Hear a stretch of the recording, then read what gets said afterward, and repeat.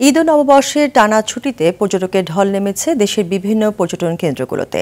ঈদের তৃতীয় দিনে আজ ভোর থেকে পর্যটকদের পদচারণায় মুখর কক্সবাজার সৈকতের কলাতলী, সুগন্ধা ও লাবণী পয়েন্ট। বিপুল সংখ্যা পর্যটকদের নিরাপত্তা দিতে তৎপর জেলা ট্যুরিস্ট পুলিশ। আগামী সপ্তাহ পর্যন্ত কক্সবাজারে প্রায় সব হোটেল, মোটেল, রিসোর্টের কক্ষ শতভাগ বুকিং হয়ে গেছে বলে জানান ব্যবসায়ীরা। এদিকে সাগরকন্যা, কুয়াকাটায়ও পর্যটক সমাগম চোখে পড়ার মতো। দেশের বিভিন্ন প্রান্ত থেকে আসা ভ্রমণ পিপাসুরা ভিড় করেছেন এই সৈকতে। পাহাড়, হ্রদ আর ঝর্ণায় ঘেরা রাঙামাটির বিভিন্ন পর্যটন স্পটেও দর্শনার্থীদের ভিড় লক্ষণীয়।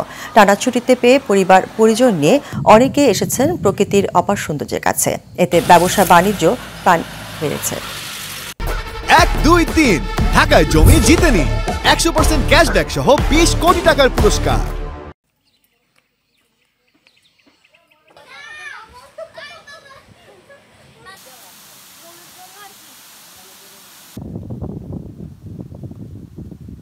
ঈদের ছুটি আছে, বিজুর ছুটি আছে, আশা করি ভালো বেচাকেনা হবে।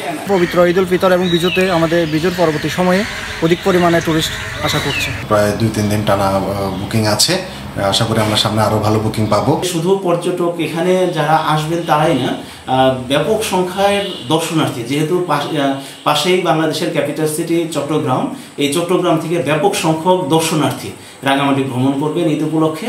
তো আমরা এই ভ্রমণকে নিশ্চিদ্র নিরাপত্তার চাদরে ঘিরে দেওয়ার জন্য, মুড়ে দেওয়ার জন্য আমরা ব্যাপক প্রস্তুতি গ্রহণ করেছি।